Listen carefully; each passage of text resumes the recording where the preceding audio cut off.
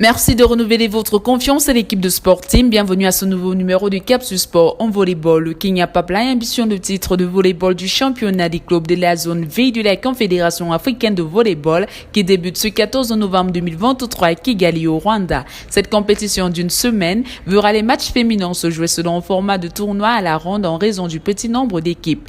La police nationale rwandaise, la Rwanda Revenue Authority et l'Armée patriotique rwandaise sont les trois clubs rwandais en lice. L'autorité du conseil municipal de Kampala est la seule équipe ougandaise à participer à la compétition, tandis que la Tanzanie a laissé une large place au tournoi. Jitao, qui a guidé Pipeline vers le titre de champion de la Fédération kenyane de volleyball en janvier de cette année, a ajouté que le format de jeu permettra aux joueurs de jouer de nombreux matchs et d'acquérir plus d'expérience sur la scène internationale.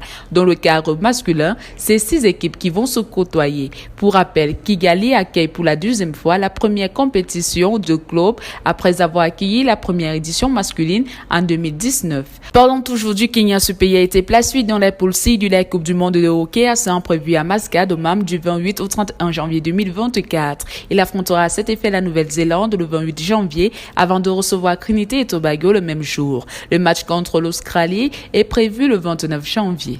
En football, la Coupe du monde U17 se poursuit après sa victoire sur l'Argentine pour son premier match dans le groupe D du mondial U17.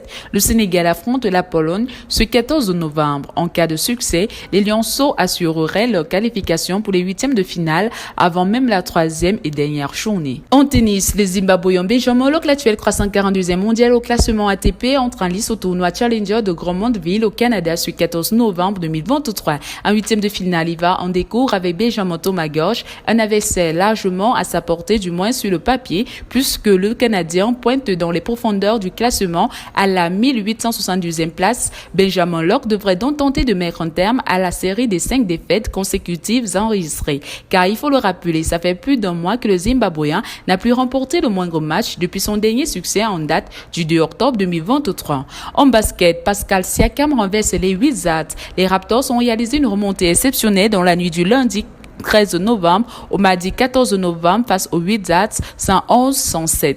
Devancés devant 3 points jusqu'à la pause, les hommes de Darko Rajakovic ont réussi à revenir dans le match et s'imposer sur le fil. La franchise canadienne peut surtout dire merci à Pascal Siakam. L'ailier fort camerounais a signé une belle performance avec 39 points, 11 rebonds, 7 passes et 3 interceptions, terminant meilleur marqueur du match. C'est surtout grâce à un de ses tirs dans les derniers instants du match que les Raptors ont pu renverser la situation. En boxe, l'association botswanaise de boxe s'attend à recevoir 1 million de pesos de la Commission nationale sportive du Botswana à des fins de développement. Notons que la boxe au Botswana a commencé à l'Obat dans les années 60. À cette époque, le sport était pratiqué dans un ring de boxe fabriqué par le Botswana Men's Commission. C'est sur cette actualité que nous refermons cette édition des Capsules Sport. Merci d'avoir regardé.